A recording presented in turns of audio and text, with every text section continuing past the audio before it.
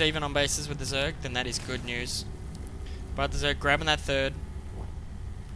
Protoss just checking this out. Is anything up there? Nah. So he is free to expand, and he will do so, I think. Pile up first. Just wait till he has a bit more money before he nexuses up. Nexuses up.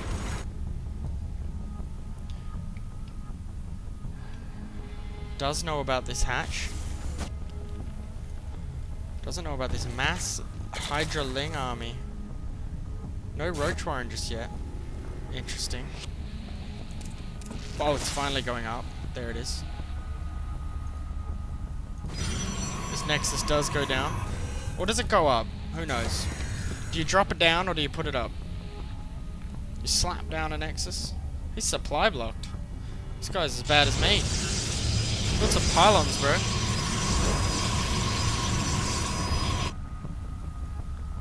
Meantime, his opponent is supply blocked. And he spams 3 overlords. So they're both these guys running into simple macro problems with supply. But they're only very, very minor. I mean, it's not like they were way behind. This is a pretty scary ball. Those Colossi are going to do a lot of damage to the Hydras and the Lings, but there's a lot of Corruptors here. They'll take out those Colossi. There's only 3, I think, on the field. Yes, 3 is the number. There's only 3, and they'll die fast. And there's not much ground army to deal with them. Twilight Council on the way. Corruptor's going to come and try and do some sniping.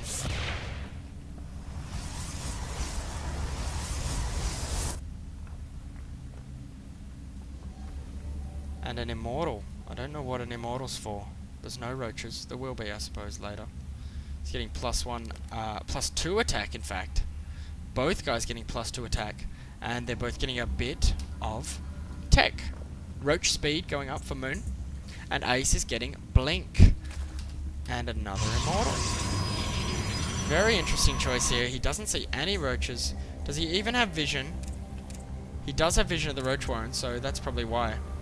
But it's a very, very quick move to get some Immortals when you haven't yet seen a single Roach. It's perhaps a slightly risque move. Oh, that Overseer and those Hydras doing a good job there, and it is 4th base time. Not going to go for gold this time. He is in fact going 4th and 5th. He's just expanding everywhere, double expansion. He probably expects one of these to be taken out. Mass Blink Stalkers now, a huge wad of Blink Stalkers. And he is going for Tunneling Claws. So his opponent is going for Burrow Movement. This is a massive wad of Blink Stalkers. Will they see the Changeling? They don't see the Changer. And here they come. The Blink Stalkers are away. The Lings and Hydras and Roaches and Corruptors will play. Here come the Stalkers. But the Colossi are going to go down. At least 2 are. But these Corruptors are going to die pretty quick. And in fact, the Roaches go down to the Immortals. They turned out to be a wise move. And the Blink Stalkers are going to chase everything down. And this is bad, bad news for our Zerg buddy. But how does the Protoss follow this up? Army size here is still actually behind because look how quickly you can bust out new Roaches. Roaches quite weak though against Stalker Immortal, but they go around this diamond, and they're just gonna attack. They're gonna attack into that 3rd base. Blink Stalkers will get home pretty quick though. They're actually gonna attack the natural. And see what damage they can do. They're going to take out the cannons at both bases, and this is bad news. And he's just going to counter. This is an odd kind of base trade. And here comes a Colossus, and it's going to clean this up, but this base is going to go down, I think. He does not have time to save it. He won't get there in time. This base goes down. And this one does too. And this is getting slightly weird. But the Zerg has this base number 4 and 5, so he's still got 4 bases. Army size wise, he is still marginally ahead as a bunch of Hydras have popped out. But these guys need to unite with their Roach brethren. Burrow is done. Burrow movement for Roaches is done. Trone's transferring. quite the reverse. Burrow is not going to be useful. It's not going to save you. And surely he must know about this base. I don't know if he's seen it. He hasn't, but he has seen it in some sense. Because he saw those drones transferring and he knows what's up. He wasn't born yesterday. That's going to go down. And suddenly it is 3 bases versus 2 bases, with a third going up for the Protoss. He's remaking this. But these roaches with burrow movement are going to cause some hassles. 2 gases being made. Very, very interesting. +3 ground weapons now, which means those Colossi are going to be so super duper powerful. I mean, wow. They're going to do so much damage to those Hydralisks, they're going to just burn them up real quick. On the other hand, his opponent has got burrow, which is really useful. Especially those roaches can burrow and move and regenerate their health. So without an observer, this army is going to be pretty weak, but they do have an observer. And this is starting to look like the Protoss is going to win easily, but there's only one Colossus. For those Blink Stalkers, there are just so many of them. There's too many of them. And they're just going to clean up the Hydralisks, I think. It's actually pretty close. They burrow to get away, but it doesn't help. And there are just too many Stalkers, and now these Corruptors are sitting around doing nothing because there are no Colossi to kill. And this base is doomed.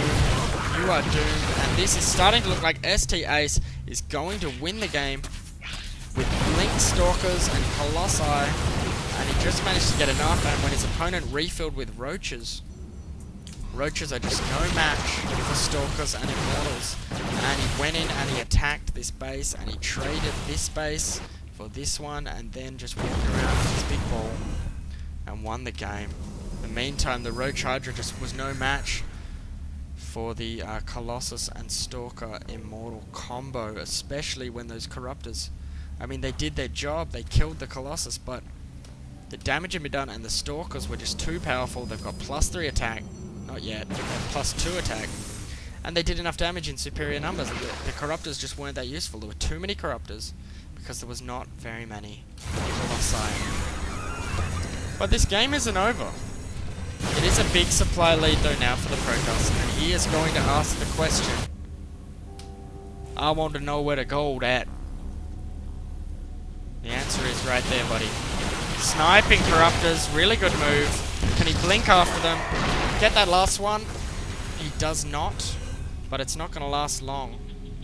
It is deep in the red. Deeper in the red than Enron. Pylon going up, so he does plan to get the gold, but he might not need it. This could be GG right here. Nice force field, saving the day, getting him a chance to reposition. And he is just going to play it patient, play it cool, win the game nice and slow.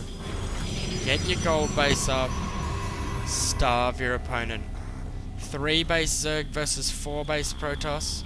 I would not like to be the Zerg, although this base is mined out and the main is not long for this world. The same is true of the Zerg main and natural. They're pretty low on minerals. At the natural, dead at the main.